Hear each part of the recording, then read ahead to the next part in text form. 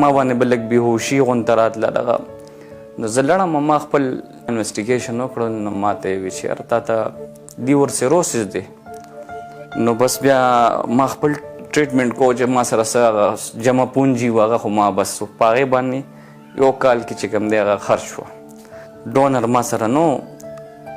بس مونږ فیملی کې بیا خبره وکړه نو بیا خدای پاک دونه رحم وکړو چې ما ته وراره غاړه کېښوده او هغه ما ته ویل چې یاره انکل زه به تاسو ته خپل لیور درکم ډونر خو زما برابر شو بیا ما ته غټ پرابلم فاینانشل ما سره چې څه پیسې وه خو ما لګولې وي کور زما د کرایه دی غریب سړی یم 50 लाख روپۍ به زه څنګه افورډ کوم الشفا کې چې ما تپوس وکړو ما ته ویل چې تا نه به خیر دی مونږ 45 लाख واخلو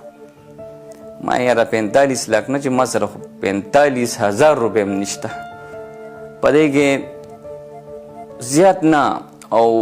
یو هفته پکې تېره شوه ما ته یو اډورټایزمنټ یو ملګري رولې په واټساپ باندې د صحت کارډ چې په صحت کارډ کې لیور ټرانسپلانټ شامل شو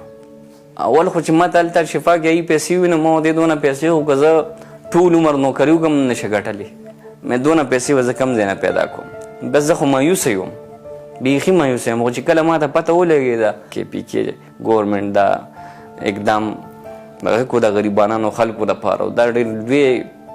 ایفرټس دي د عمران خان او د وزیر اعلی صاحب نو بیا ما خپل ایفرټس چالو کړو ما کې دوباره هغه ساه او زندګي روچته شوه کنی ما خو زندګي بایللې وه او ډېر زیات مطمئن یم ډېر زیات زما ډېر زیات خیال وساتو چې څونه ښه کار د وزیر اعلی صاحب څومره ښه کار د عمران خان چې زه یم چې خپل بچي به ته قربان کړم ځکه چې ما سره اسم نو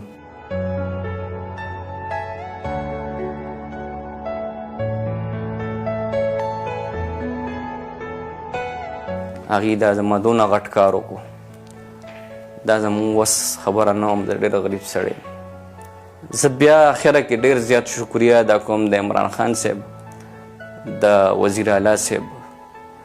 زما د سر ستاسو نه قربان شه زما خدای شته که ما سره الفاظ ایښي بلکل الفاظ نشته ما سره د دې خبرې لپاره بس